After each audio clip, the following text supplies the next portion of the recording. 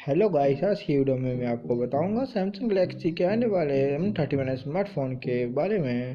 Video start करने से पहले अगर आपने अभी तक हमारे चैनल को सब्सक्राइब नहीं किया है तो चैनल को सब्सक्राइब कर लें और अपने दोस्तों के साथ इस वीडियो को शेयर कर दें ताकि वो भी जान सके सैमसंग के आने वाले m31 फ़ोन के बारे में।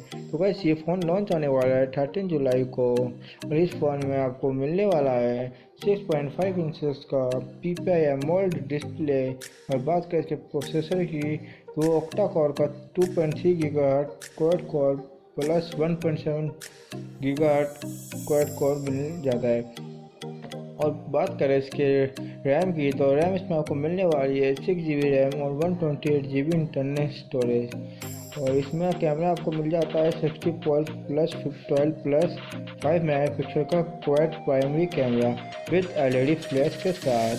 और बात करें इसके सेल्फी कैमरे की तो वो आपको इसमें मिलने वाला है 32 मेगापिक्सल का फ्रंट कैमरा।